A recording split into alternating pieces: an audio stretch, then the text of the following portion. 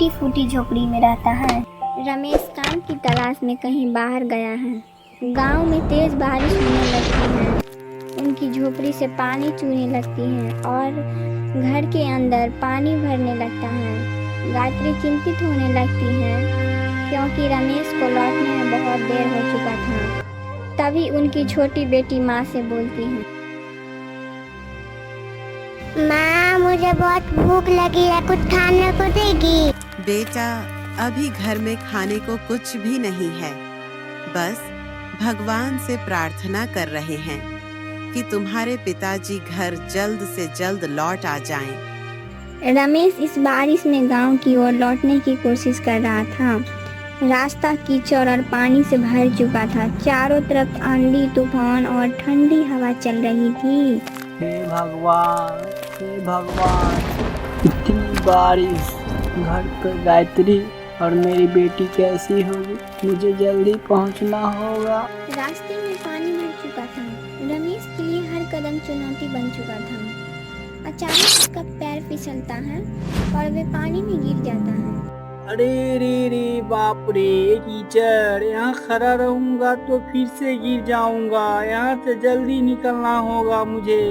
रमेश एक पेड़ की सहारा लेकर खुद को संभालता है। यह देखता है कि पानी का बहाव बहुत तेजी से है और गांव की ओर जाने के लिए पानी का बहाव पार करना होगा। यह डरने का वक्त नहीं है, मुझे गायत्री और मेरी बच्ची के लिए इसे पार करना ही होगा। रमेश तैरने की कोशिश करता है। पानी का तेज बहाव होने के कारण उसे हर पल संभालना पड़ता है। बस थोड़ा और, भगवान मुझे ताकत दो, बस थोड़ा और।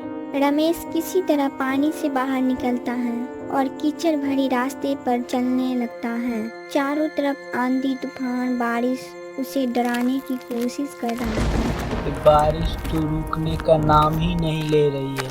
पता नहीं घर कैसे पहुंचूंगा। गांव में हर तरफ पानी भर चुका है। झोपड़ियाँ आदि डूब चुकी हैं। रमेश का घर दूर से दिखाई देता है, लेकिन वहां तक उसे जाने के लिए गहरे पानी में चलना होगा। बस थोड़ी और मैं पहुंच जाऊंगा।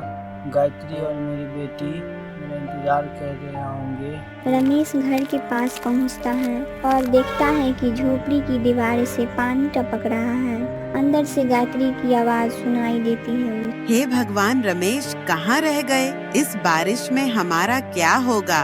गायत्री दौड़कर दरवाजा खोलती है। उसकी आंखों में राहत की आंसू हैं। रमेश, तुम आ गए, ठीक तो हो ना? मैं ठीक हूँ गायत्री, तुम्हारे लिए हर मुश्किल पार कर सकता हूँ, सब ठीक हो जाएगा। रमेश गायत्री और बेटी को दिलासा देता है। रमेश झोपड़ी की दीवारों पर बारिश से बचने के लिए कपड़ा और प्लास्टिक लगाता है। वह पूरा परिवार बैठकर भगवान से प्रार्थना करता है कि बारिश छूट जाए। अरे तुम घबराओ मत, हम सब मिलकर इस मुश्किल का सामना करेंगे। तेज बारिश होने के कारण घर में खाने का सामान भी खत्म हो चुका है। गायत्री रमेश से बात करती है। दोनों के चेहरे पर चिंता साफ झलक रही। रमेश, घर में खाने को कुछ भी नहीं है और यह दीवार गिरने को है। कुछ करना होगा। लेकिन इस हालत में कहाँ जाऊँ? इतनी बारिश हो रही है। सुनो, सेठ जी से कुछ पैसा उधार मांग लो। थोड़ा खाना आ जाएगा और घर की दीवारें भी ठीक हो जाएंगी। सेठ जी तो हमेशा नीचे दिखाने की कोशिश करता है, लेकिन कोई रास्ता भी तो नहीं है। रमेश घर से दोबारा निकलता है। सड़कों पर कीचड़ और पानी से रास्ता और भी मुश्किल बना दिया है। रास्ता और भी मुश्किल हो गई है। हे भगवान, ये कैसी परीक्षा है? बस सेठ जी को मना लो ताकि परिवार को थोड़ा राहत मिल सके।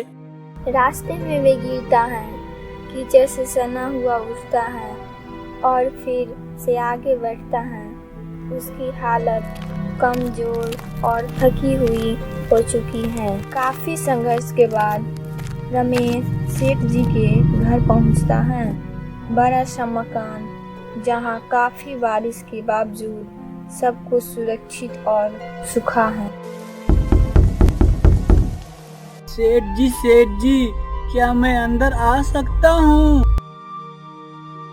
अरे कौन है? सेठ जी अभी व्यस्त हैं। भाई मुझे सेठ जी से बात करनी है, बहुत जरूरी काम है मुझे। थोड़ी देर बाद सेठ जी दरवाजे पर आते हैं। सेठ जी बोलते हैं, तुम फिर क्यों आए हो? पिछली बार का पैसा तो लौटाए नहीं और फिर मांगने आए हो। सेठ जी मेरी मजबूरी समझिए सेठ जी, घर में कुछ खाने को नहीं है और दीवारें गिरने को है। रमेश को सर से पांव तक दिखते हैं। वे उसकी कीचड़ लगी शरीर के ऊपर ताना मारते हैं। तुम्हारी हालत देखो, खुद को संभाल नहीं सकते और पैसे मांगने आ गए हो। तुम्हें उधार पैसा देकर मैं अपना पैसा डुबो दूंगा।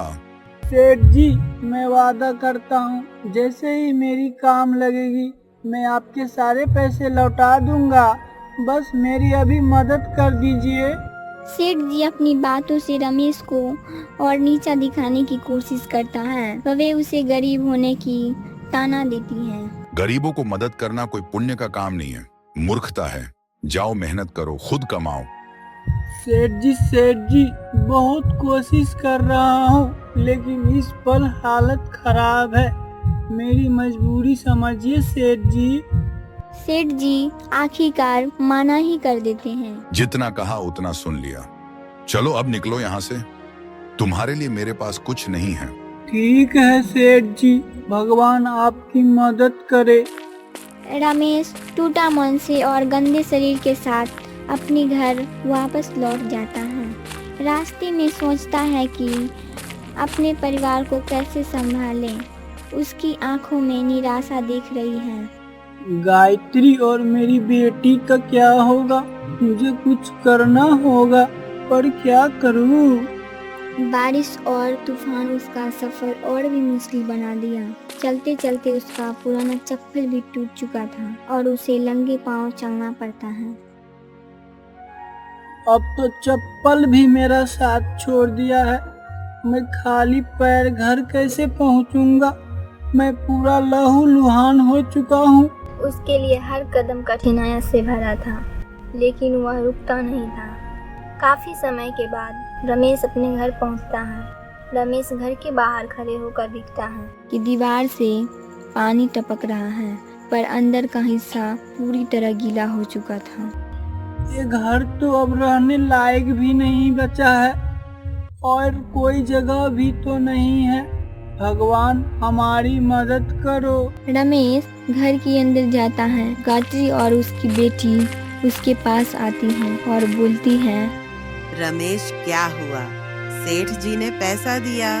नहीं गायत्री, सेठ जी हमें बस ताने दिए, पैसे नहीं दिए, लेकिन कल कुछ जरूर इंतजाम करूँगा। पापा कुछ खाने के लिए लाए हो? बेटी आज कुछ नहीं ला सका, पर वादा करता हूँ कल जरूर लाऊंगा।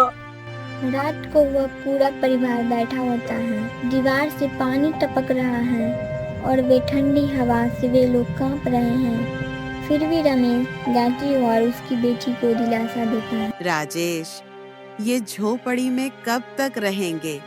इसकी दीवारें कभी भी गिर सकती है।